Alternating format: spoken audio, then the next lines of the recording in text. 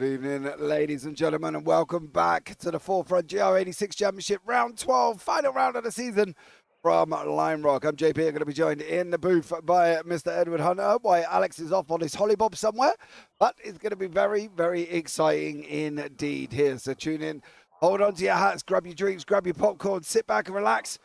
Going to be exciting. The scores on the doors going into the final round. Dan Wareham out in front for the pros. He's out in front by 7 points, with Eric Ronneberg sitting in third, a further 10 back from Dan on that one.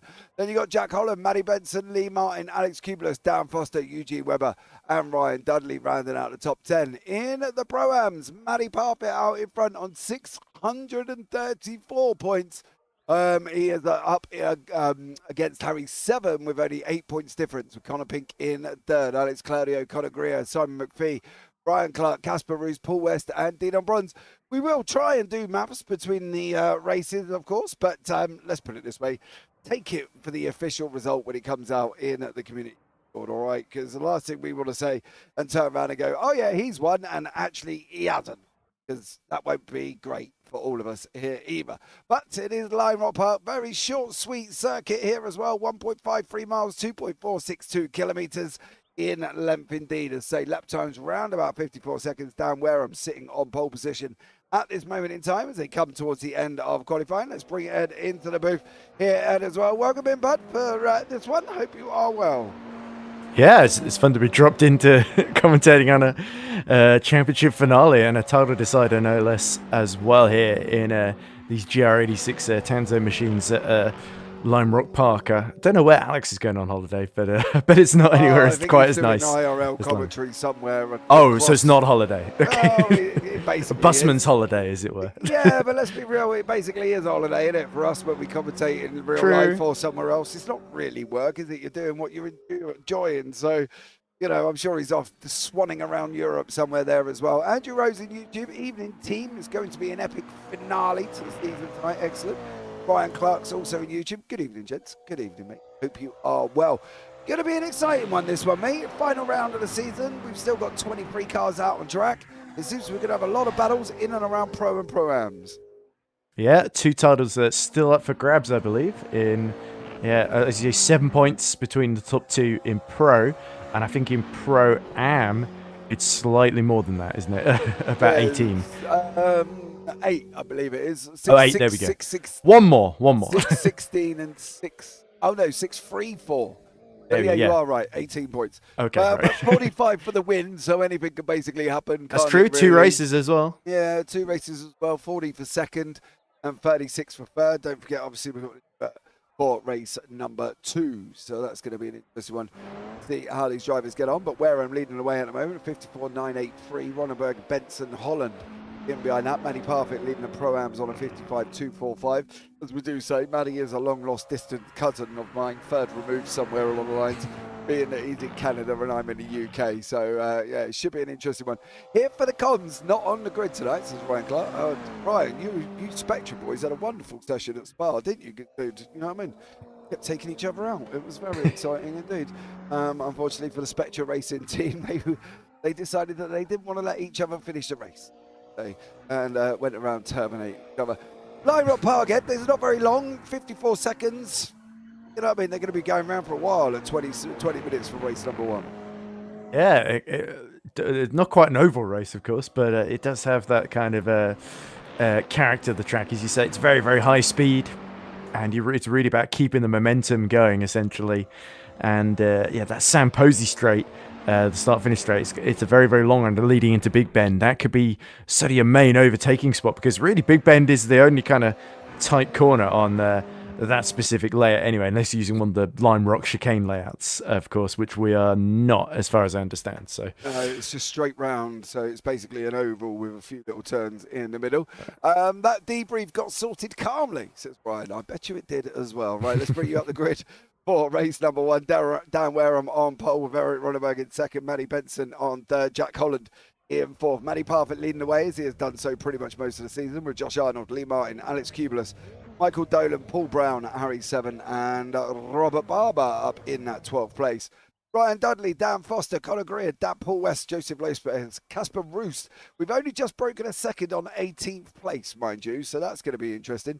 In on bronze, Connor Pink, Roy Cardinal, Matthew Massey, and John Johnson. Across 23 drivers, we've got 1.771 of a second. So, yeah, I got a funny feeling that could be a very, very interesting one here in D. Dan Wareham sitting on that pole position as well. There he is, ready to go. Let's see how this one all turns out this evening as well. What do we think can happen here, Ed? Because it is a very tight short circuit meet. You know, I mean, it could go wrong in turn one for a lot of these people. It very much could, yeah, especially if they're trying to go in 3 or 4 wide. It's on those tracks that you look at it and you think, oh, it's fairly fast and wide. I can get through there, and I think it tightens up a little bit more than you expect in places. So you do really have to be on your toes there. Absolutely right. Lights are going to be coming on. 3 lights, 4 lights, 5 lights. Ladies and gentlemen, the final round of heat number 1 is green, green, green. Everybody got away. Big puff of smoke. Dean on Bronze jumped the start. He's got a penalty straight away. 3 laps to complete that, young sir.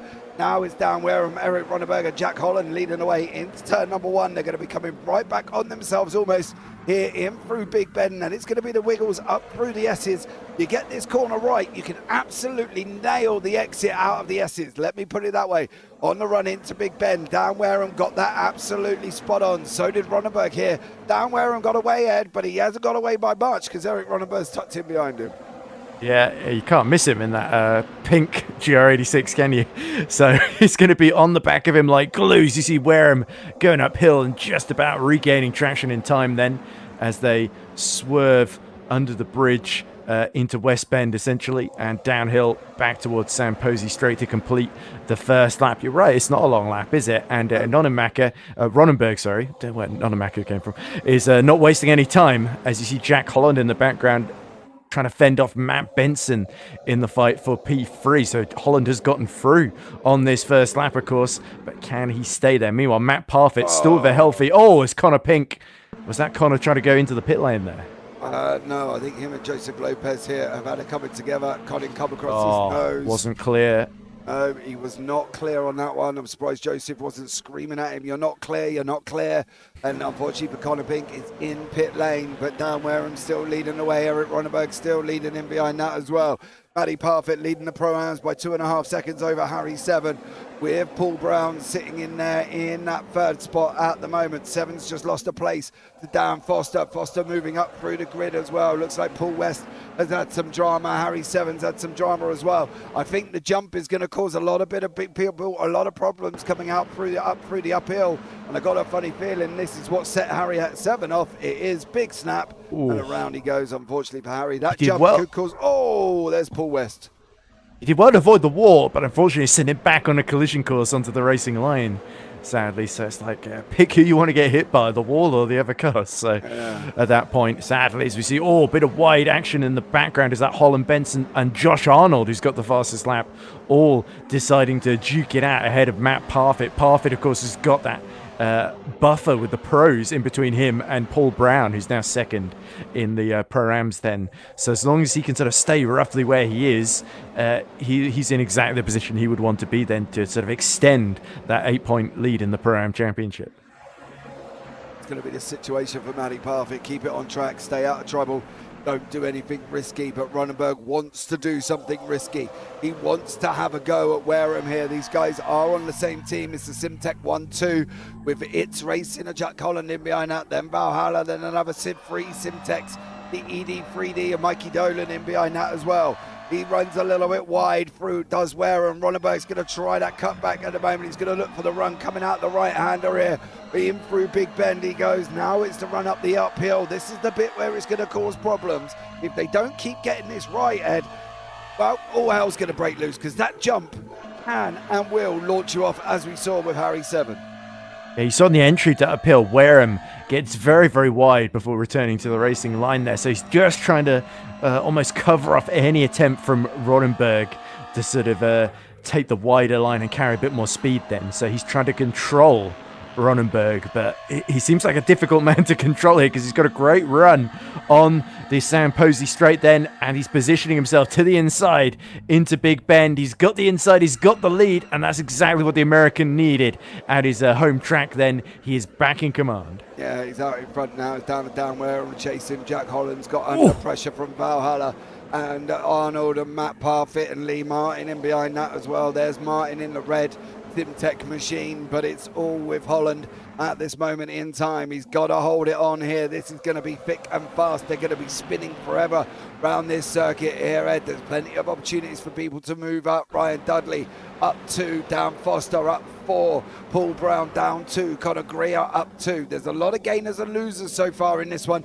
but is that expected with the short nature of this circuit?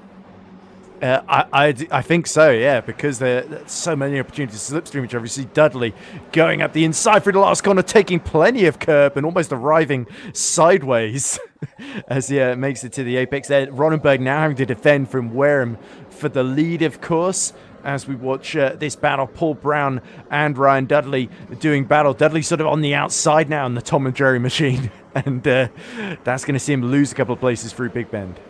That's very weird of Dudley there. I'm not quite sure what the situation was. He made the overtake, then kind of, I'm not going to say hit the brakes, but he just kind of beat slow out the exit. And that was a little bit weird for Ryan Dudley there. Through diving turn, he kind of just lost it a little bit there once again. But look at these guys here. Holland, Wareham, Benson, Arnold, Parfitt, all in this mix here, trying to keep out of trouble. That's the look of what Holland's got behind him. That is Benson.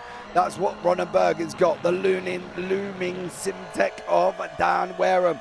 Run down Samposi now as well. Wareham's going to pull out of the draft. I'm surprised he pulled out so early, but he did.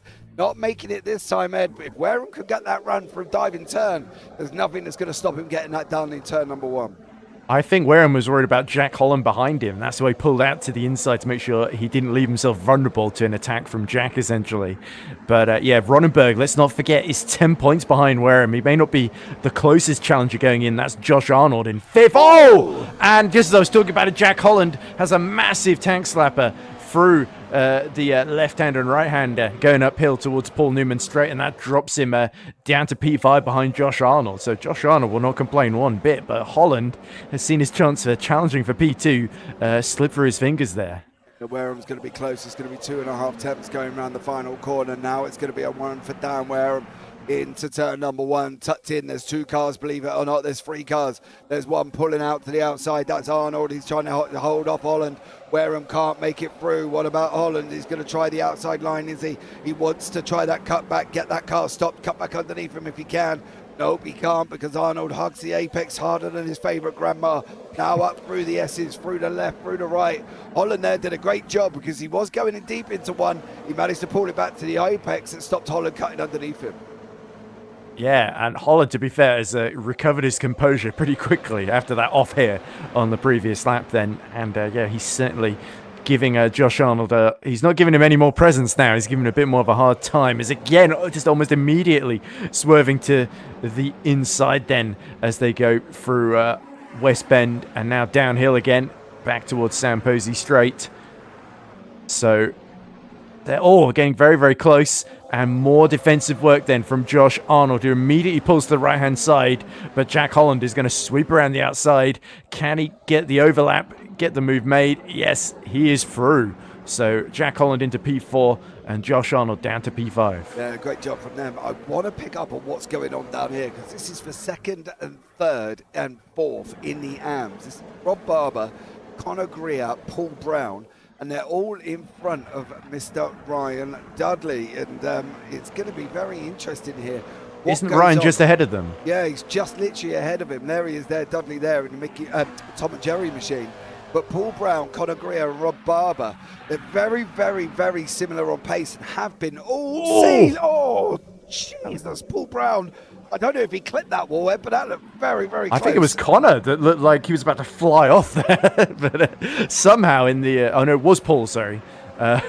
But yeah, Connor had to react quite quickly, seeing the car get light over the top of the hill there. And that's the thing, where you sort of want to get the best exit you can, but you're also sort of turning and going uphill at the same time, which is not ideal in these cars that don't really have a whole lot of front downforce, these GDs essentially.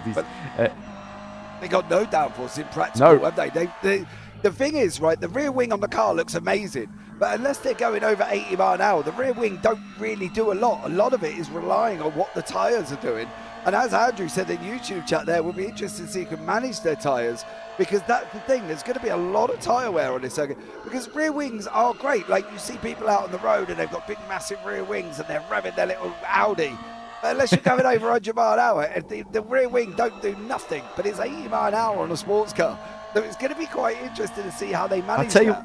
I'll tell you what also does nothing. Those windscreen wipers on Robert Barber's car. So I don't know why he was swerving them, unless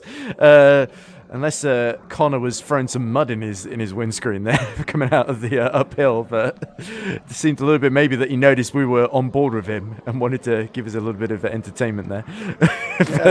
That's the thing, isn't it? Because there has been occasions where I've been in the car, and the very few that I do drive, and literally the window wipers do just come on their own every now and then. So I think that could be the look, they're doing it again on Connor's car. Yeah, they're doing it again as well. So yeah, I think they may come on. I don't know if anybody is pressing it on purpose. Action up in front. Wareham just dropping back away from Ronneberg, but unfortunately for Wareham, he has got Matty Benson closing in behind him. This is obviously with Wareham and Arnold and Ronneberg.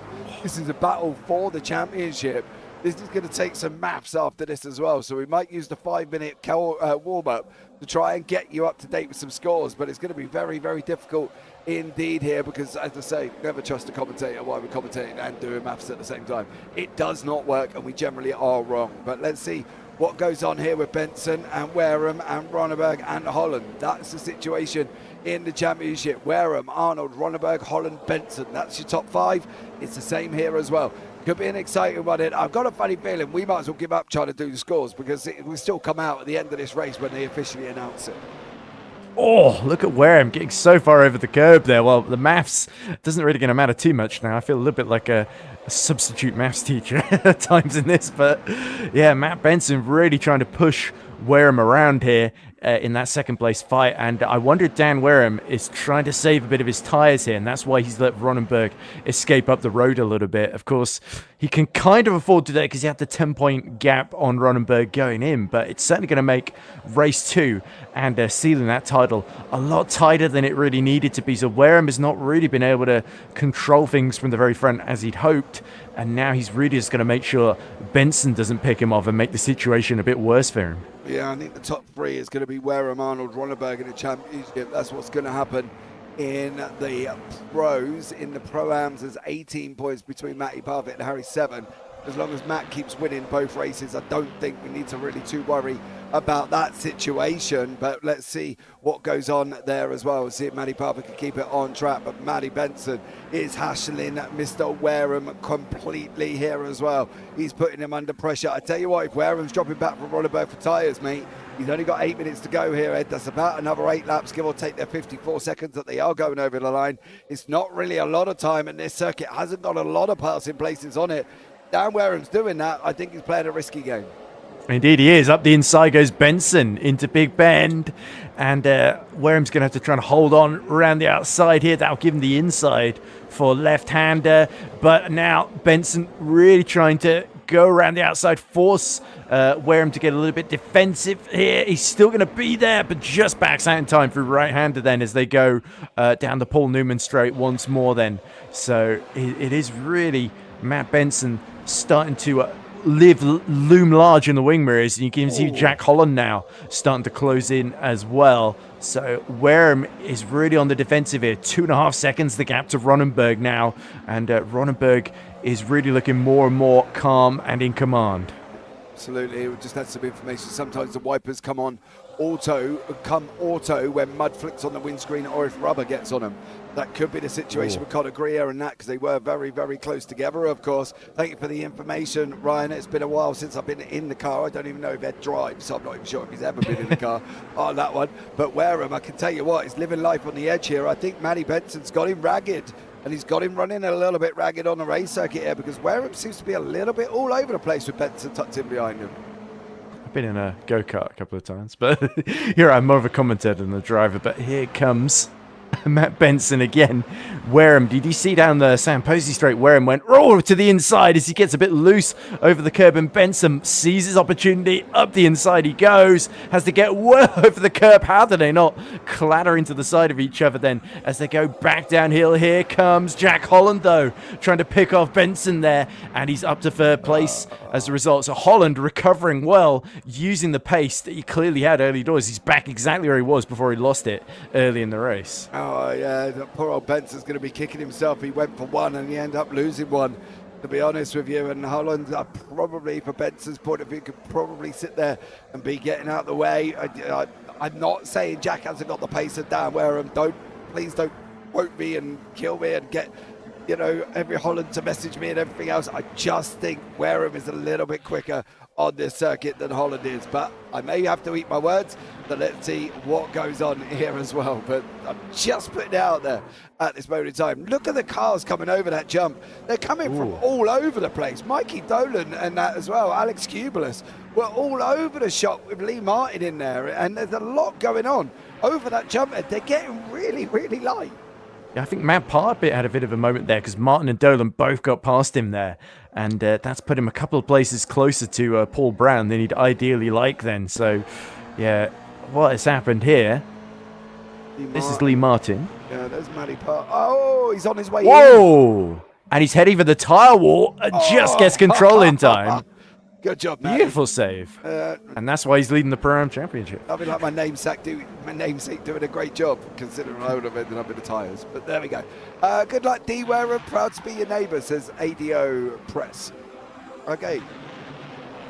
Literally, like real life, like next door neighbour. Like, is Dan one of them neighbours from hell, or is he really nice? I'm just asking, does he throw things at you over the fence? As Ryan Dudley passes Alex Kubelis and carries on his way. But Holland is still in this battle with Wareham, still with Benson as well. Holland's going to make me eat my words now, and he's going to overtake Wareham or something like that. And I'm just going to be sat here chewing on my hat. But Benson's now going to go for it. They're going free wide. Oh, what could go wrong down in turn number one? Wareham on the inside. Benson's trying to come underneath. Holland's got in deep. Holland's going to try and hold that inside line for the exit. He will have the inside for two, but he won't have it for three. Oh! Wareham's slow. Wareham's slow. Benson, 2 for 1. Has he just got a 2 for 1 special down at Walmart? No, he cannot get Wareham, but he definitely got Holland. Wareham held up Holland there, and that allowed Benson to go around the outside. Yeah, Wareham positioned himself well to make sure he had the inside for Big Ben there. And that allowed him to sort of stay out of trouble while Benson and Holland were swapping positions. All of this is allowing Josh Arnold to close back in as well. So another championship rival is in this battle against Dan Wareham then. But I think Josh Arnold may have left this charge a little bit too late with 3 minutes left in the race. Yeah, I have got the scores written down here, so let's see what happens, but not long to go. 3 minutes is going to be that's going to be close to 3 or 4 laps here, depending on what Ronenberg does at the front end. In that battle in the Pro-Ams, we've still got Conor Greer. He's having a go at Paul Brown as well. We are trying to keep track of both series, but there's action up the front, which is not going to say the more important one, but the pros obviously have a lot dependent. There was somebody off the side of the circuit there as well. I think that might have been Dan Foster. Yeah, in the Simtech machine. I think he ran a little bit wide there as well, but I'm going to jump back up front because Wareham is still under pressure. This time it's Valhalla tucked in behind him, a Benson. It's Jack Holland in behind that, and Arnold in behind that one as well. These four, there's a lot riding on this head. That Wareham can't afford to lose any more spots, especially with where Ronenberg is at the moment. Yeah, and the more cars that join this train, the more pressure on the shoulders of Dan Wareham then. He's not going to have an easy ride to this title, and especially because one of the rivals has already gotten through in Ronenberg, who's going to probably eat a couple of points out of that 10-point advantage. As you can see there, Holland starting to attack Benson, and if he keeps doing that, that's going to almost save Dan Wareham's bacon a little bit here, because Benson will be so busy defending, he won't even have time to think about attacking Dan Wareham. On board with Arnold now as well. Through there is Holland through the right hander of the S's. Now is to run down here once again into the right hander of the uphill. Here we go, tuck it in, underneath we go. Now up onto the jump. There's the jump. You see the car snapping left as they land here. But you can see on board with Arnold at the moment. He's a little bit slower through the jump. He's got to go again through the right-hander. Dropping down through West Bend into diving turn we go. It's Benson. Yeah, having a go at Wareham. Wareham's got Holland in this one as well. Arnold's going to go for it at the same time. Oh, swing, batter. I thought it was going to be all over. I thought Arnold was going to put Holland into the wall. That wouldn't have been good, Ed, but boy, oh boy, it was close. Yeah, just a bit of a miscommunication there where Josh Arnold was trying to sort of position himself to the inside right as Jack Holland was about to go back to the racing line on the outside. So they just about realized what was happening and avoided disaster in time, but that so nearly could have ended in absolute tears then. But yeah, that's allowed Benson to pull clear, and now he's got Wareham very much to himself as we see, was that Jack Holland going a little bit wide uphill there? Dolan got a little bit of a snap as well. He come back through that jump at the same time. Ryan Dudley runs a little bit wide. Cubulus is in behind with Paul Brown, Conor Greer, down Foster. That's that second group of 9, 10, 11, 12, down to 13th, all in the same pack. Then we've got second, third, fourth, fifth, sixth, and seventh all coming together in that front. So there's going to be a couple of battles we've got to keep an eye on. It's going to be the final lap of the race. Eric Runneberg has started to just catch up to the guys at the bottom. There's JT himself, John Johnson with Dean on bronze down there. Bronze, of course, gave himself a penalty and he didn't even get off the start line. But then again, don't jump the start. That probably do you well. But Dudley and Cubulus are side by side, almost going down into the right hander. There is Cubulus there is Paul Brown tucked in behind him. But we've got to keep an eye on Eric Runneberg. He's on the run down through the right hander now. There's one more corner for Eric Runneberg to go before he snaps up the first 45 points of the evening here. Runneberg's going to come over the line. He's going to take this victory. It's a win for Eric Runneberg on the final round of the season. Heat number 1. Did Dan Wareham hold on? He did. He's jinking across. Mate, you want to be careful. Benson's not far away. Wareham, Benson, Holland, Arnold, Martin, as they were, but what goes on in behind him? Dudley's going to manage to hold on, I think, with Alex Cubulus, Conor Greer, Paul Brown, all in the mix. Dan Foster there as well. It was another run down to the line head, and Eric Runneberg picks up the first 45.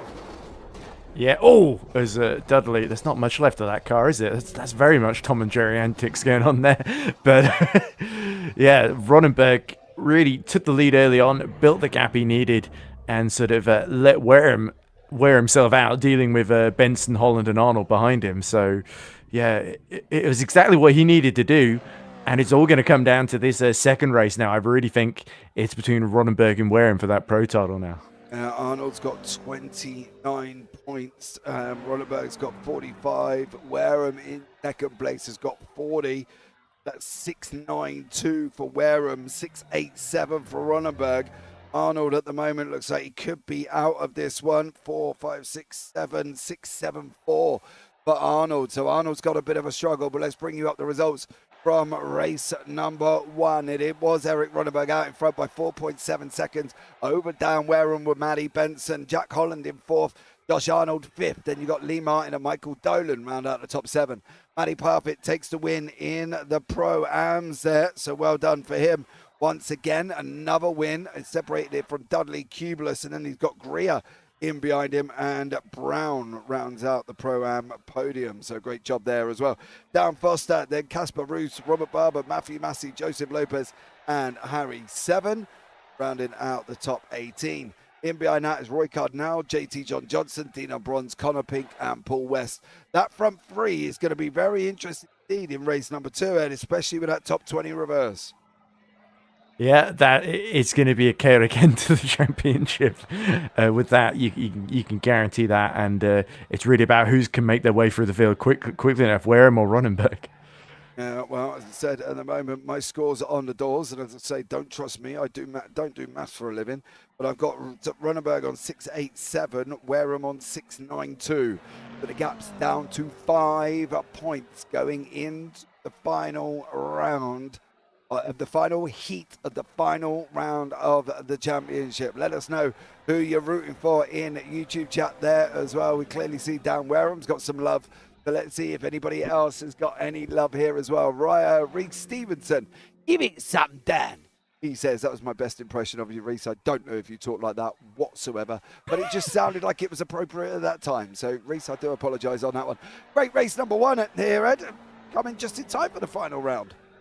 Yeah, this is starting to get very tense, isn't it? And we could see potentially quite some surprise drivers running out front, as tends to be the case in reverse grids. But it's so difficult to overtake here. You really have to time it well and rely on the person in front losing their composure and making mistakes, really. I think that's really what the race win and potentially the championship as well could come down to. Yeah, absolutely. I've got Arnold's on 7-4. So if he can... I don't know. There as well. Right, it's a bit of a long shot for Arnold, isn't it? Yeah, he does seem a little bit out of it now, partly due to that one issue that he's just had, but we'll see what happens. Spectra, says Ryan Clark in as well. Who have we got in Spectra tonight? Just Harry 7, isn't it? Oh, Matthew Massey's there. I didn't really see that in race number 1. Sorry, Matt. On that one. Wareham will kick their a lot.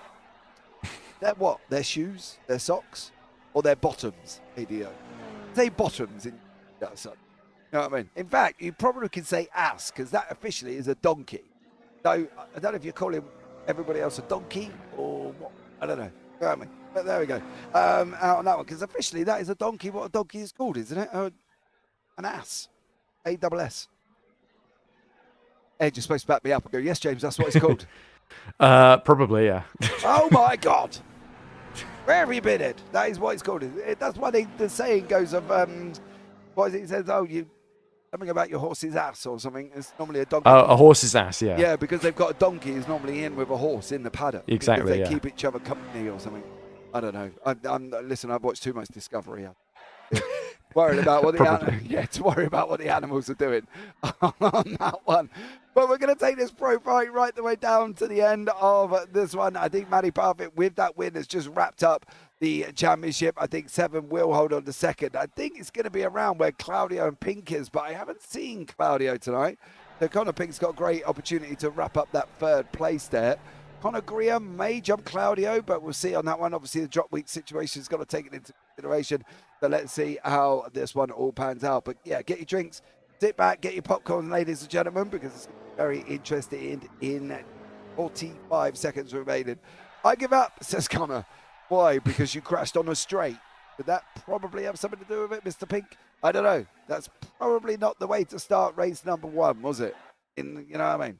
Just putting it out there. There we go. I've got to be careful because he ain't too far away from me. So he might come down and kick my bottom. But yeah, he's not a million miles away from Conor. GR86 has that effect. It does. Right. This car is either love or hate on that one. I don't know if this should actually be a TCR. I'd love to see a Toyota GR86 TCR because I think that could be an interesting situation. To be honest with you, I think that it's kind of between a TCR and a Clio, the GR86. But, you know, let's see what goes on. Coming towards the end of a warm-up there. Get your butt back on track, Mr. Connor Pink, and we'll have a chat after this race as well. So let's do that here once again. Right, bringing you out the grid for race number 2 here. And got pit manoeuvre. No, you didn't. You come across at him. You were not clear, and poor old Joseph Lopez had nowhere to go. So don't say that to me. I have replays, remember? You do not. JT, Joe Johnson's going to be on pole position with Roy Card now, sitting in second, Harry 7 in third. Joseph Lopez, great starting position in fourth. Matthew Massey from Spectra in fifth, then Rob Barber in sixth, Casper Roos, Dan Forster, Paul Brown, Conor Greer, Alex Kubelis, and Ryan Dudley. There's going to be some fast drivers in that middle pack. Matty Parfitt's going to be one of them, with Michael Dolan, Lee Martin and Joshie Arnold, then Jack Holland, Matty Benson, Dan Wareham and Eric Ronenberg, and then behind that, for the people who did not make the top 20 reverse grid, Didon Bronze and Connor Pink, unfortunately, on that one with Paul West in behind him. So, yeah, hold on, ladies and gentlemen, to this one. I've got a funny feeling this is going to go boom very, very quickly. There's the machine of JT John Johnson, our pole man here, as we're waiting for Dan Foster, Dan Wareham and Connor Pink to get on the grid. On that one. Oh, Ryan, don't give him credit. He definitely did not get pit manoeuvred. He made that boo-boo all on his own. JT, let's see what you can do, son, as we got 3, as we got 4, as we got 5. Final race of the season is the green. Big puff of smoke from these GR86s. And look at the Spectre of Harry 7. Absolutely going for it. He's just got both of them right at the beginning there, Ed. Harry 7 with the start of his life and has rocketed up into first place. Can he take that victory? Do we think he can do it? Well, that was electric. He's certainly got quite a way to go, and John Johnson's still trying to dive back up the inside into the left-hander, as now they go through right-hander again. But yeah, Harry 7 was just electric in his getaway there. Nailed the start and went from fourth to first in one fell swoop, which is exactly what he would have needed to do. He was, of course, the man second in the Pro-Am Championship, had a difficult race one, and now he can at least try and hope to get one back over on Matt Partfitt in this second race of the day. They crashed. Partfitt's right at the back. It's a good thing he sealed that championship already, because this has gone very wrong for him. Yeah, Partfitt's crashed on the uphill. Oh, there was a track. Tagged around. Yeah, from Holland. Holland then gets attacked as well. Not attacked, but a tag. He comes back on track, hits Connor Pink. Oh no. Old Connor. Just an innocent bystander there as well. Watch Holland. He gets hit. I think that's Cubulus. And Holland's got to be on the brakes. He has to be on the brakes. Oh, he reversed rather than getting on the brakes. It does look like it, doesn't it? It's a little bit worrying there for Jack Holland. Jack, I'm not quite sure if you were on the brakes or not there, son, but hopefully you are. Oh, I can't really see because I'm on the wrong side of the car there. I'm going to presume he is. Oh, maybe not, because the wheels are spinning. But for Holland, unfortunately, it's all gone wrong. And poor old Connor Pink started as he meant to go on. Didn't make it past turn number 3.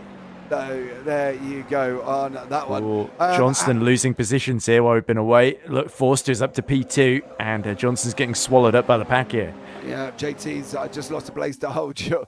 I'm just reading Ryan Clark there. How lucky could Connor get? Hold brakes, he says. I think you might be right. JT's going down a little bit here as well. Lost a position to Roy Cardinal. Ryan Dudley up 8 places. Where are our championship contenders? Down where? 11th and 14th in Wareham ahead still. Yeah, Wareham ahead of Ronneberg. They could seal it here. Ronneberg's not far behind him. That's Rob Barber in behind that. Benson. Yeah, I saw it. Ed. Don't you worry about it. Arnold and Benson getting the argy-bargy. The wife's throwing out the kitchen utensils out the cars in front here as well. They're having a right proper ding-dong, ladies and gentlemen. Paul Brown, look at Joseph Lopez, who's got a little bit wrong. Casper Roost is in there. But it's all going to be about where these guys can go. Where's Wareham going to go? Oh, he held it. He has held it. Oh, no. Oh, blimey. It's going to be a sitting duck down the straight, though. Look at this. Conor Greer goes through. Barber is going to just run out of road, and Ronenberg right behind him as well. So he's not got his buffer anymore. He's got to do all that hard work again. Yeah, Mikey Dolan's been off the track and has sent himself into... Wareham. Give him somebody He's a not happy with Conor Greer, is he? No, he just gave Conor Greer a little bit of a love tap on the rear end. Now Dan's going to go for Joseph Lopez. Ronenberg still in behind Barber. This is still not done through the right-hander before they go into uphill at the moment here as well. Down where and Ronenberg's trying to make a move at Barber. Roost is literally getting swallowed up faster than a Big Mac hamburger in the hands of my 15-year-old child. But at the moment, poor old Dan Wareham is getting on the mission. Casper Roost is going backwards quicker than he's going forward here, Ed. This is all a bit of a calamity here with all these drivers all on one part of the race circuit. Yeah, Josh Arnold, though, taking big advantage of that. He's about to go around the outside 3 wide with Brown and Johnston. So he's taking advantage of that incident for Wareham. Johnston's going to run Arnold off. I think Brown may have had a little bit of a kiss there. But Arnold and JT. Watch this manoeuvre by Paul Brown. Just coming up about now. Bonk gives pinball. JT. Yeah, JT nowhere to go. JT's got to run it, unfortunately, run off the side of the circuit. He's down the back. 7's being closed in by Foster, but Roy Cardinal is managing to just about get away from this. Paul Brown, Benson, Roost, Wareham, Greer, Lopez, Barber, Ronenberg, Cubulus, Arnold, all in this pack. One mistake here from any one of these drivers in behind Dan Wareham, game over. They're going to the back end of the grid. Yeah, it is pass or be passed as well down this main straight then as Benson gets past Brown into P5 as we're going 3 wide, and Conor Greer's right in the middle of it. Just about survives it as he tries to follow Casper Roos. There's Ronenberg trying to go up the inside of him as well. Ronenberg, unfortunately, nowhere to go. He's got Lopez blocking the way, and he's about to see a door close right in front of him as, oh dear, Robert Barber is spun on the grass. Yeah, Barber's off, unfortunately, on that one. They're trying to go, oh my No! God. That's not clever. No, that was a Syntec. I think that may have been Arnold set that one off. Martin, Greer, and West, I think, all involved in that. Yeah, I think it may have been Arnold. Watch this one. There's Cumulus, there's Arnold, comes across. Oh, was always going to shut. Yep. And unfortunately, there they go. There further down the order. Lee Martin, Conor Greer's off the side, and that's it. Done and dusted. This pack is getting very, very filtered. Indeed, there's a move up front as well. Wareham's going to clear the inside of Brown. Ronenberg's going to get the inside of Lopez here. Can he get the job done? I think there he is. He's going to get it done there as well. Next up is the Dangerous Dane, we call him, and that is poor old Casper Roos, who may not want to live up to that reputation at the moment. But also, I want to keep an eye on this end because it's the battle for the lead. Down faster, Harry 7 having a ding-dong. Yeah, Forster has really just cut that gap, hasn't he, to 0.3 of a second, and he's right in the wheel tracks of Harry 7 and trying to seek any kind of way through. He ideally wants to be leading before all the big hitters like Wareham, who's just set the fastest lap, cut their way onto the podium essentially, and Ronenberg not far behind him as well, having just passed Casper Roost, although Roost is not making it easy. They're still side by side at the final sector, and up the inside comes Dan Forster into Big Bend, forces Harry 7 wide, and yeah, he was building up to that one a long way in advance. Yeah, Ronenberg got the job done over Roos. Roos has also lost places to Arnold and Lopez. Lopez there, going to come back at Arnold on the exit, is he? Nope. Arnold takes the position away. Right, Harry 7's going one more after Dan Foster. This is where the situation will be. It's a pro and a pro-am leading this. Dudley 3.2 behind that. Benson 3.7. Benson's bringing along Cardinal, Wareham and Brown. Ronenberg's bringing along Arnold, Lopez and Roost, and Cubulus and Partfitt. Partfitt playing a sensible game here. I don't think he realises where he is, but I also don't think he's going to be too worried about it after his 45 in race number 1 that he wrapped up. Yeah, no reason to really panic there, and he's kept it, as you say, he's exactly where he started, P13, so very, very clean, despite everything going on around him. But yeah, you can see Dan Forster was really pushing through uphill to try and build a gap to Harry 7. As we see here is Wareham going for another place on Roy Cardinal, and Paul Brown follows him through as well, so Roy kind of left the door open a little bit there, and has lost 2 positions as a result. Yeah, it did, unfortunately, on that one. But let's see how these guys get on again here as well. What is going to happen. Look at the Cubulus, Roost and Partfitt situation going down a little bit further back.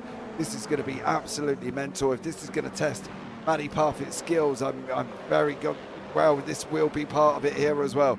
Because there he is, in behind Cubulus. Oh, Cubulus gets a little bit wide there as well. Partfitt's going to try and sweep around the outside, but he's got the Dangerous Dane in front of him at the moment. Cubulus is going to try and take that inside line. I think Partfitt's going to try and push Cubulus along here. Roost not giving this up anytime soon as well. It's a run down into turn number 1. Once again, I think it's going to be Partfitt, but he's got to push Roost to try and clear a gap to get in front of Cubulus. He's not. Partfitt's early on the brakes, gives that position back to Alex Cubulus. Yeah, he might still be suffering the effects from the damage on the first lap there, as we see Roost lets Cubulus through, and that gives an opportunity then to Matt Partfitt side by side into the left-hander. And will they give each other enough space? Roost, as you say, not keen to give up without a fight, but unfortunately he's on the outside there. Oh, this looks like Ronenberg, sorry, who's got the fastest lap now, holding off Cardinal and trying to chase down Paul Brown so that he can get back to fighting with his championship rival Dan Wareham. Wareham is about a second behind Matt Benson in 4th position then. So, yeah, you can really see Forster is going to be very, very keen to try and hold on to the win here, but 15 minutes to go, and Wareham's progress has been pretty unstoppable, as indeed has Ronenberg's. Yeah, but now this is where it gets interesting for Wareham. Him and Benson had that ding-dong in race number 1. They're now going to have a ding-dong in race number 2. Both very similar pace, but in front of that, you've got the Welsh Dragon himself, Mr. Ryan Dudley. They get a couple of wins this season. at the same time. So Dudley's no slouch, Benson's no slouch, and this is now where Wareham's either got to decide I'm going to get my elbows out and go full bore and have a little bit of an absolute prize fight, or I'm going to stay here and try and see what I can do. But I got a funny feeling this is where the job gets a little bit trickier now for Dan Wareham, especially with the likes of Matty Benson, Ryan Dudley in front of him. Yeah, I think the problem is if he's too conservative, then Ronenberg will pass Paul Brown, and all of a sudden he'll be fighting Ronenberg on track for the championship, which is exactly what he doesn't want to happen. He wants to make sure he's at least got a car, maybe even 2 cars in between, so that he has that little buffer and he can just focus on lapping to the next car, essentially. But yeah, as you say, Matty Benson remembers him very well, and wants to make life. He's got no incentive to make life easy for him whatsoever. So 373 is going to have a bit of tricky problems there. Somebody spun out in front of him. It's Dudley. Oh, we're just singing the praises of Dudley. Spins out and falls down to P10, I believe. Oh, he just got that wrong. Oh. Down he goes for Ryan Dudley. At GR86. Yeah, the 86 likes having all 4 wheels on the track if you can. Definitely not there as well. Dudley back into pit lane. Wareham no closer. Where is Ronenberg? He's about that close, basically. I was going to say it was 3 seconds down on Wareham, yeah. It's Paul Brown in the middle. Yeah, I don't dare write him off, to be honest, because I think once Wareham gets up to the back of Benson, I think it's going to be a very slow climb for Dan Wareham. I think he's going to do a great job. Cumulus has just passed Lopez. Lopez has got Partfitt. Just gone and got the job done in through turn number 1 and in through the S's.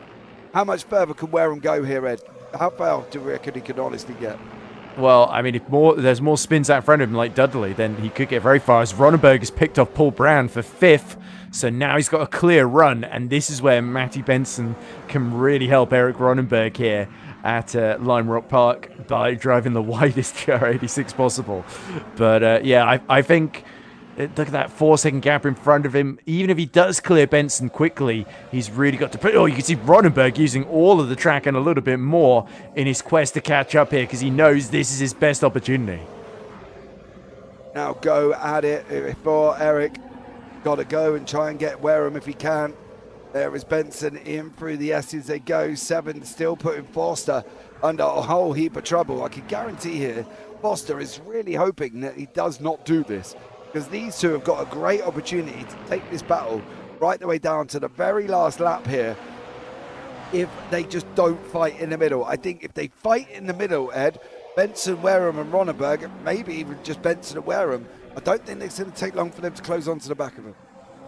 Yeah, that's true, but you always want to be ahead when the fast drivers catch up to you, don't you? Because then you've got a better chance of holding on. As you can see in the background, Wareham is right behind Matt Benson now, and Benson still gets a decent exit though, but it's going to be blow for blow into Big Bend. Here's Forster goes wide, and Harry 7 retakes the lead as side by side go Wareham and Benson. I think Wareham has got the inside here. Has he got the overlap to pull this one off? Benson is not backing down.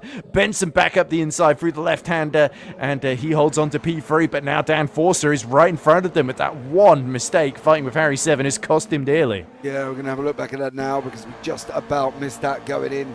Unfortunately, we swapped onto the guys behind. Dan Foster into turn number 1. Goes off the track, just takes it wide. Look at that. And that gap just dissipated very, very quickly indeed. He come back on, but now, unfortunately for him, there is Benson, there is Wareham, and here is Harry 7. Could he wrap this up for the first win overall for the Spectra boys here for 7? Well, he's got a bit of a mission. This will be his, what will it be? 1, 2, 3, 4, 5th win of the season in class for Harry 7. I think this is his first win overall, if I'm not mistaken. But he will have onto his tally of win. Don't forget, he got a double. He got 90 points of Brands Hatch. That was due to the endurance round, of course, here once again. And he's done a great job there as well. So let's see how 7 gets on. Ryan Clark, yes, he can. If anyone can, it's Harry. In big capital letters. I'm surprised my bot hasn't decided to kick you out yet, Ryan, for putting capital letters. But 7's got to be careful. The gap's coming down. Oh, blimey, it's coming down very, very quickly. What did you do, Harry? Because you have just lost a chunk of time up through the top part of that circuit. Tell you what's also happening. Ronenberg is taking about 6/10 per lap out of Dan Wareham while he's fighting with Matt Benson here. So Wareham is at the back of a bottleneck here, and this is the crucial part of the race here. Can he get through? And then he's got Dan Forster immediately in front of him, Harry Seven being caught, as you say, too. So Seven has got to live with the pressure here because they're all going to start really getting impatient here to get to the front of this field before too long. Yep, there's Ronenberg in the background. There's Wareham. There's Benson. There's Forster. Foster's now going to play. Is he going to play the team game? But the problem is, which team does he go on? Because Ronenberg and him, Ronenberg, Foster, and Wareham are both all from Simtech. Yeah, exactly. I think it's all for one and one for all, as they say. But look at this, Dan Wareham just cutting a little bit of grass as they go under the bridge and back downhill towards Sam Posey. And he's getting a double, almost triple slipstream here. So we could be looking at a 5-way fight for the lead. And 2 of these are going for the championship, James. Yeah, absolutely. Seven's holding on. Foster in behind. Then Benson. Foster runs a little bit deep. Benson's going to try and come underneath. That's put Wareham on the back foot. That's a bit of a dab of a brakes into one that he didn't really want to be able to do there for Dan Wareham, but he did, unfortunately, as well. There was Ronenberg behind us. Coming through onto that straightaway, but this is the front of what Dan Wareham is seeing at the moment. Matty Benson's big Valhalla back end once again. Here Benson's now got Foster in there. Seven is getting caught very, very quickly, but it wouldn't be such a bad thing for Harry Seven. He'll still take the winning class if he loses in 3 places, but is it just that I beat the pro drivers for the overall win? A race is a race, even if you're not in the same class. If you've got the same car, then you do want to fight them. It's not Le Mans 24 hours and you're a GD against the hypercars. This is a genuine fight for the lead in these final 7 minutes. Oh, it could go either way, and wide goes Forster. So up the inside goes Matt Benson into P2. Oh, contact with Wareham. Oh, Dan Wareham there may have just chopped off. There was contact with Benson first. Then Wareham comes in behind him, and unfortunately, there's contact from Wareham and Foster, and it's Wareham that finishes the job. I think Forster was already spinning when Wareham made contact there. It doesn't sound as good as if Wareham hit him. That's true, it's not as dramatic. No, it's not as dramatic. But it did look like, on that one, I do agree. I think Foster was already kind of losing the car. Rooster and Lopez look like they're having a bit of a ding-dong. That's not a class battle. Rooster's just jumped car. Somebody's got on. Cardinal and Lopez have come together, I think. They're both falling down the field. Yeah, there is Cardinal. There is Lopez. Oh, he's going to come across him. Roy didn't quite leave him enough space. Yeah, that's a not clear Connor Pink moment there for poor old Joseph. It's not really Lopez. An overtaking zone, though, to be fair. No, but it's poor old Lopez again. He was the one involved with Connor Pink, wasn't he? Unfortunately for Lopez, he's not having a good moment here. He just cannot get room currently at the moment. Coming off the back of the 4 hours of Nürburgring also, what Harry Seven is. Did he win or not? Oh, not that one. Harry Seven flashing that JT. Get out the way. I'm coming through. Oh, it's our pole sitter. Yeah. There he is again. JT. Such a short lap, of course. Yeah, JT right the way down there. Seven coming through. Oh, Wareham, Benson. Oh, no, they're going to be side by side. JT's bringing draft. JT doesn't even know he's bringing the draft, but he is bringing the draft. He pulls over. He starts slowing down a little bit. Now it's going to be the run down into turn number 1. Look at Harry Seven and down Look Wareham. at Ronenberg. Ronenberg's there as well. Is he going to dive up the inside of Benson? No. Wareham got the lead. Job done. Seven needs to either speed up or politely remove yourself, because I don't want to see Wareham run away with this going towards the end of this. With 5.5 minutes to go, I want to see a ding-dong. And at the moment, Harry Seven, Ryan, I love you both, and I love you all from Spectra. He kind of needs to get out of the way. So, there we go. Yeah. As these guys are going to go at it. Yeah. Johnston has really changed the complexion there as he was being lapped, because it's just completely opened the door for Dan Wareham. And Ronenberg was able to take advantage of it to draft up to the back of them, because he was sort of starting to struggle to catch up with them when they were all behind Harry Seven. But now Wareham has got clear track ahead of him. He can he can maybe start to just focus on pulling away. And you can see Ronenberg really getting impatient here because he knows he's got to make these moves now, or Dan Wareham and that chance of the title is going to slip through his fingers. As we see Seven and Benson side by side, Benson up the inside into P2 into Big Bend, and Ronenberg is trying to pick his moment here to get past Seven as well. Yeah, this is the one where Wareham's going, please, Harry, fight. Please, Harry, fight. It was get out of the way, Harry, but it's now fight, Harry, fight, Harry. And unfortunately, I don't think he's got anything there as well. Great job from Harry Seven, though. Ooh, not a great exit from Ronenberg. No, but he did lead for pretty much most of this race. From the moment he got off that car off the line, he's led right up to 20 minutes. So fair play to Harry Seven there as well. But it's time for the boys to take up the front. It's time for the Wareham, the Benson, the Ronenberg to go ding dong, hell to leather. Round one, ladies and gentlemen. Let's see how this one pans out at the moment. Ronenberg's a little bit further back. Is Benson going to grab the draft? He's on the edge, 6'9", he is. Oh. But he's grabbing it very slowly here, Ed, as well. He's going to need a few more laps like that for Matty Benson before he can even get to the back of Dan Wareham. Harry Seven was going rallycross racing there. He was all over the grass sideways and somehow kept it, got back to the tarmac in time before any disaster could happen. But yeah, now Dan Wareham has got Matt Benson and Ronenberg. Basically, they've got them to themselves, and that's two drivers behind that have got very good reasons to not want to let Dan Wareham win the race and with it the championship. Yep. If it does happen at this moment in time, Wareham will win the championship, I believe. But we will wait for the official results to come out in the Discord, because I know, obviously, with a drop week situation, it's all a little bit hairy. Connor Pink has moved his way back up from, obviously, his incident at the beginning into 11th place. So a great job there. Matty Partfitt moved up as well. He's 1/10 behind Dan Foster at the moment, but that's a couple of Simtech boys having their own little bit of a hoorah. Benson's getting below 6/10 here, Ed. I just don't know if it's going to be fast enough. Yeah, that's the big question, really. And now he's also potentially got a bit of a challenge from Ronenberg as well. So 3 minutes left to go in this one.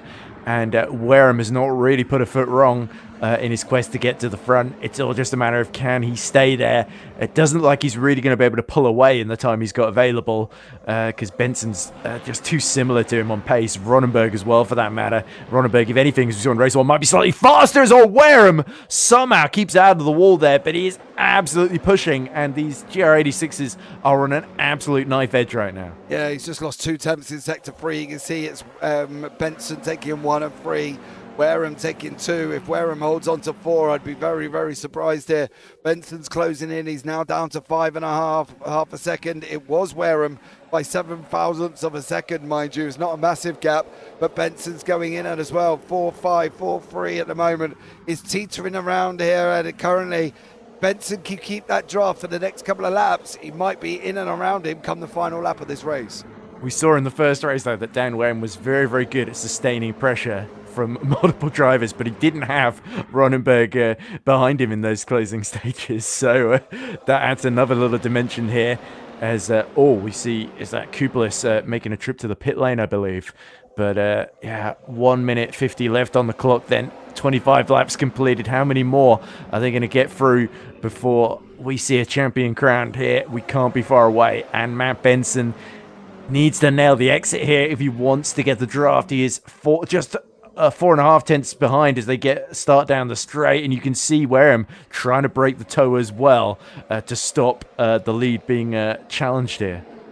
I'm not quite sure why Benson didn't follow him there. I'm a little bit confused by that, because he's getting the gap down every single lap. Unless he's trying to give a draft to Ronenberg. Yeah, he's pulling out a temp every single lap at the moment as he goes down here as well. So Benson, we'll see what goes on. Foster and Partfitt have swapped places, but you can see Roost West, Pink, Barber and Massey are also having a fight in the middle of the pack, but we're obviously going to keep with the leaders for the final lap of this race here as well. Wareham nails the jump. Benson did not really nail it. He loses time once again. Final lap of the race of the final season here of the final round once again, and it's Wareham's got to take this victory for this championship. Ronenberg has to clear Benson, and then we'll see what goes on after that. But at the moment, Matty Benson can't really pull him in. He pulled him down to 4.5 tenths. That lap wasn't good for Matty. Final lap of the race. Can he get Wareham, yes or no? Don't think so. I think Wareham is doing just enough. And unless there's some lap traffic coming up to them, I think Conakry is a little bit too far ahead, so they should be okay just to battle to the end. I think Ronenberg might fancy trying to pip Benson on the run to the line, though. Early. I can get this one right. I'll keep an eye on what's happening on track then as Connor Pink passes Casper Roost for P9. Oh, and they're still dueling away, but the main fight is this one up front. Just one more corner to go. Here he goes now, down Wareham through the final corner. I think it's going to be a win for him and the championship. I've got him on 7.37 here. Over the line he goes. Matty Benson's going to hang on to second place with Ronenberg coming over the line in third. Harry 7 takes the Pro-Am win and cements his second place in that championship at the moment. I think it is going to be Partfitt who's going to take the win in the championship. I don't think there's going to be any doubt about that one, but great racing from Harry 7. Led for 20 minutes of this race and just couldn't bring it home at the end as he got caught by the faster guys. But Casper Roost having a run down to the line with Connor Pink. Connor does manage to hold on there once again. Great job from him. Mikey Dolan swerving all over the race. So I think they're just going for a car park down here. Harry 7's car was looking a bit severed there at the end of that. Conor Greer, Joseph Lopez run down to the line as well. Is it going to be Greer? It is going to be Greer over the line. Oh, he got the... Oh, poor old Joseph. Poor old Lopez is having an absolute rotten evening of racing. Let's bring you up the results for the final race of this season. Dan Wareham takes the win and also the championship. I've got him on 737 points. That's what I've got. I've got Eric Ronenberg is currently on 8, 9, 10, 11, 12, 7, 2, 3. But Matty Benson gets the second, Ronenberg gets third. That's your 1, 2, 3 in your pros. Harry 7 takes fourth place with Paul Brown in fifth. That's your 1 and 2 in the AMS. Separated away from Matty Partfitt, who I believe wrapped up the championship with Josh Arnold in the middle. Dan Foster in eighth, and Connor Pink, Casper Roost, Paul West and Matthew Massey. Great race by Massey. Robert Barber, Michael Dolan, Dion Bronze, Conor Greer, Joseph Lopez, who's just got hit by everybody, and Lee Martin, unfortunately, down in 18th place. Moving on from that one. No, we ain't, because what's going on here? Come on, Cyril. Then we got Joey T, John Johnson, Alex Cubulus, one lap down, and the people who didn't finish on that one, Roy Cardinal, Jack Holland, and Ryan Dudley. But that was some great racing for the final round of the season, Ed, as well. What more could we ask for? Yeah, it wasn't really decided right until that final lap there. Very, very tense.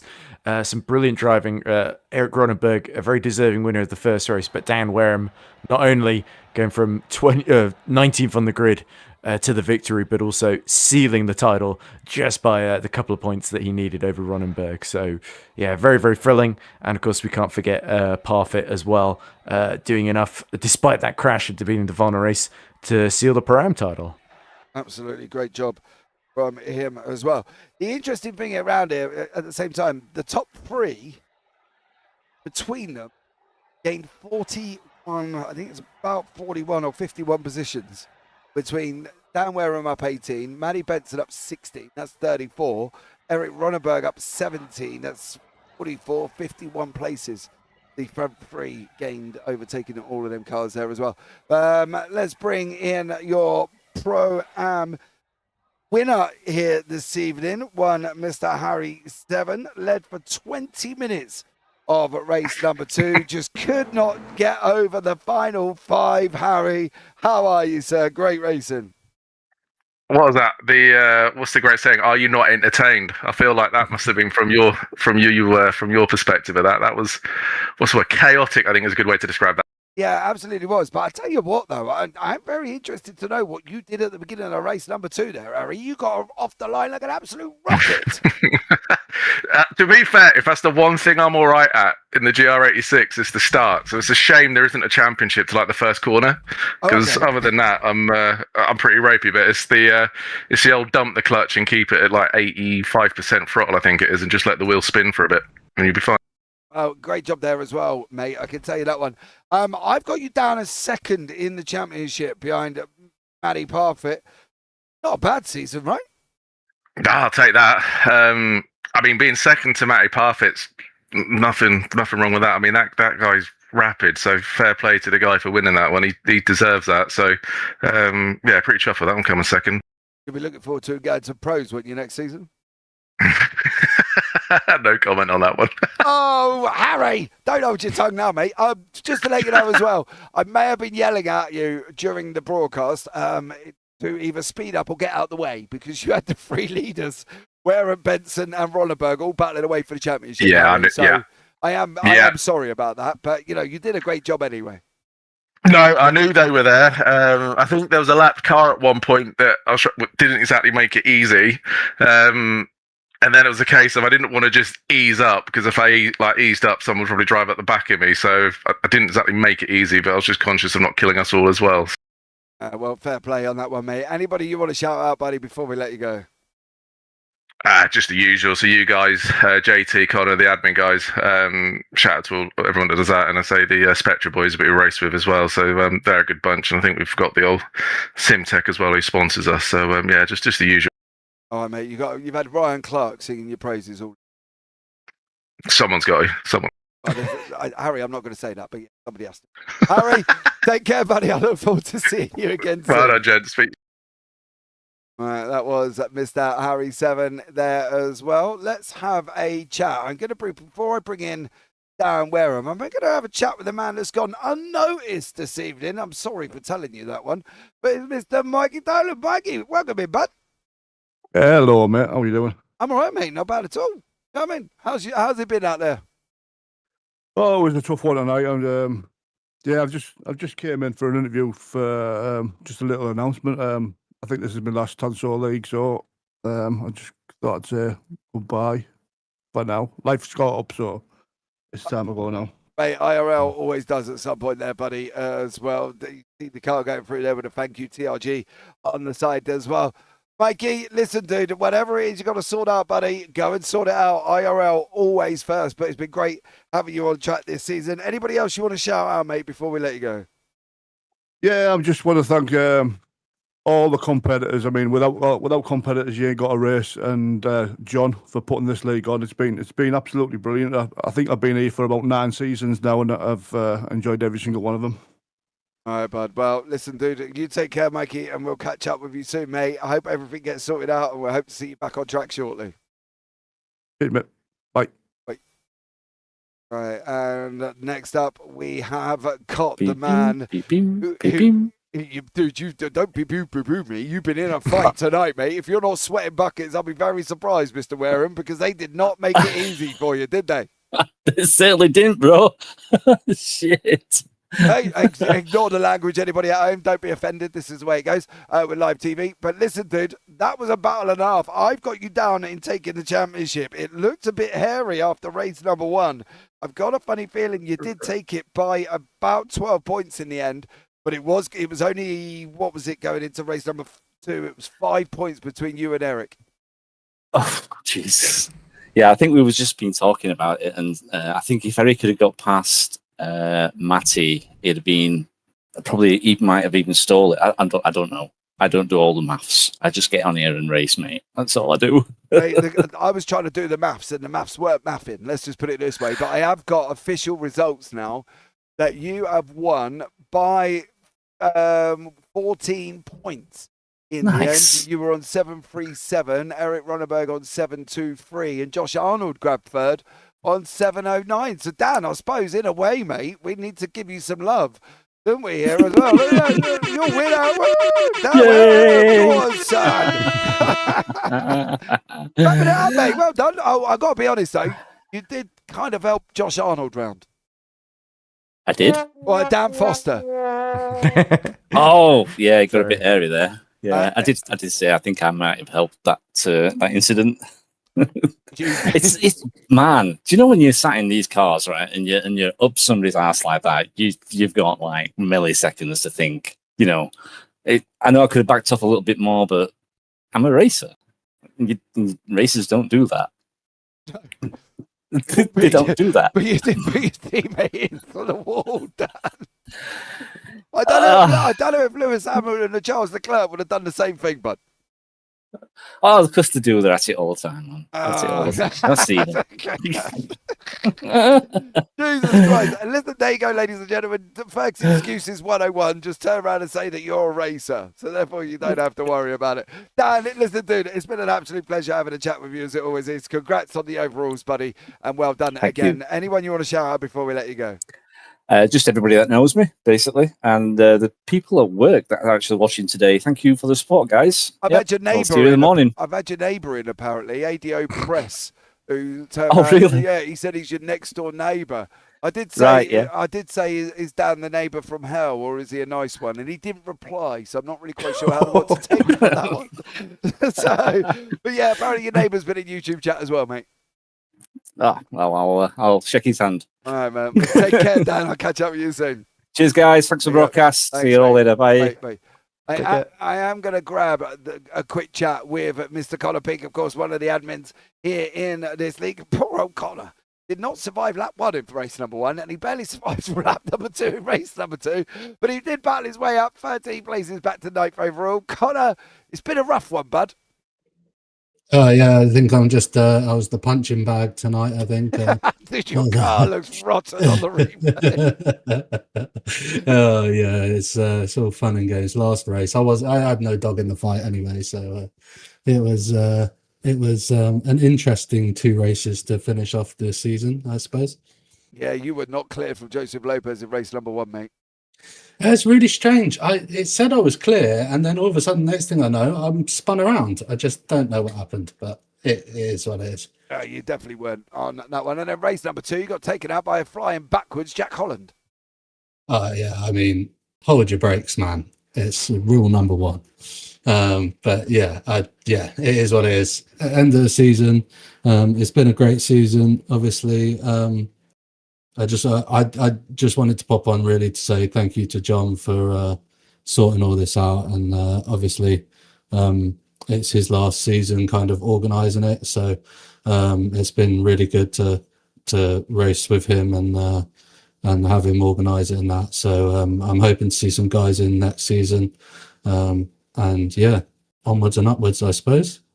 Absolutely. If you want to get yourselves involved, guys, don't forget Discord links down in the description below. If anybody hasn't got a link, but I'm pretty sure it's there, let me know as well. Connor, been a pleasure. Listen, son, I'll have a chat with you in a minute when we wrap up, and I'll have a chat with you there, bud. All right, but thank you very much, cheers, buddy, guys. and I'll catch up with you soon. Yeah, take it easy. Bye. Right, now, before I call in the champion, I am going to have a chat with Mr. Darren Foster, who was having a right little ding-dong at the front of the field before, well, he had a little bit of an helping hand to relinquish the position there as well. Dan, welcome in, bud. How are you? I'm all right. I just wanted to, I heard what Dan said, and he's kind of getting accused of something it was my fault, I'm sure. I'm taking a different line in that corner than everyone else, and I wasn't racing for the championship either, so there's no problem with that. He's Dan's way faster and he deserved it. So yeah, I just wanted to say thanks to you guys for doing the season and the other admins for helping, and especially John for the years of hard work that he's put in. And it's a lot of hard work in the background, and I just wanted to say thanks to everyone. You do realise he gave you a kiss on the rear end, right? It helps you go round. I think Matt was in there first as well, and Dan was following him through, so yeah, it's one of them things. It happens. And I wasn't racing for the championship. I was just holding him back. So it's difficult to know where to put your nose in on this track because it's just so fast and sweeping that you got to take. A door opens and you take it, and it might just about be closing. And yeah, just a simple mistake, and these things happen. There's no hard feelings. All right, mate. Well, listen, Dan, that's very nice of you to come in and clear that up for me. I may be one of the accused. So there we go. Hey, but listen, that's my job, right? Dan, have a good one, bud. Anybody else you want to shout out before we let you go, mate? No, just you and the team and Tanso and everyone. John, again, thanks, mate. Years of hard work. Appreciate it. Thanks, everyone. Take care, buddy. We'll catch up with you soon. Cheers. Bye. Right, ladies and gentlemen, the final interview of the evening is from my namesake from across the pond, 3rd time removed or 300 times removed, I don't know really. He's your winner of your Pro-Am Championships at the winning race number 1, finished 3rd in race number 2, Matty Partfitt. Matty, welcome in, buddy. Hey guys, how's it going? Hey, I'm PG. How are you? Not too bad. Feeling pretty good after that. Absolutely. We finally got a Partfitt who took the championship. Yeah, there you go. It definitely wouldn't have been me, mate. So well done for you on that one. Listen, fella, that was a great season, wasn't it? Yeah, it was great. Had a blast. You do not sound from Canada. Can I just point that out? Where are you from originally? I was born in Canada. Was you? Yeah, Vancouver, British Columbia. Oh, okay. Yeah. For a brief moment there, Matt. Questioning his Canadianness. No, I'm not going to question it. He just sounded a little bit Irish at one point. That was a bit bizarre. Anyway, Matty, listen, what's the plans going forward? You're going to get bumped up to pros next season, mate. Are you taking part next season first? Yeah, I'll probably take part. We'll hop on in the pros and see how I can do there. How do you reckon you're going to get on? I think it'll be a bit of a grind. A lot of the pros are really fast, and especially racing against Josh there. He's a tough one to pass. So, are there team orders in Simtech? Yes. Or no? Are there what, sorry? Are there team orders in Simtech? Yes or no? Team orders? Yeah. I don't think so. Oh. Anyway, dear sir, well done on taking the win in the championship, buddy. Look forward to seeing you back next season. Anyone else you want to shout out before we let you go? Well, shout out Josh for showing me this league. Had a blast. Appreciate you guys doing the broadcasting here, and good luck to everybody else in the next season. All right, Matt. Well, take care, buddy. Great to see you win there as well. So well done, and look forward to seeing you next season. Awesome. Thanks, guys. Take care. I swear he sounds Irish. Doesn't he? What? Your guess is about as good as mine. Let me know in YouTube chat if you do watch it back whether or not Matt Partfitt sounded Irish, because to me he sounded blatantly Irish. He sounded like Matt Partfitt to me. Oh, you don't even know what that is. You just make it up as you go along. Listen to you sitting on the fence getting splinters in your bum. Okay, to be fair, that's the first time I'm hearing him as well, so maybe he sounds slightly different the other times you've interviewed him. Mate, I haven't interviewed him. I think that might have been the first time. Oh, okay, I think right. that might have been the first time. There we go. This is why it pays to get to know someone. It does. Maybe I should have done it before. Right, guys, that's going to wrap it up as well. Thank you so much for joining us for the final round of the forefront GR86 from Line Rock. I think you got to admit it's been an absolute banger. I've loved every single minute of it. But for now, guys, I've been JP, everyone alongside Mr. Edward Hunter here, and thank you to everybody who's joined us in YouTube chat. Thank you for JT, Connor Pink, and anybody else involved in the league. Dan Foster there as well. It's been a great pleasure. But for the final time of this season, guys, take care. Have a great week. And you never know, we might see you on the track sometime. Good night.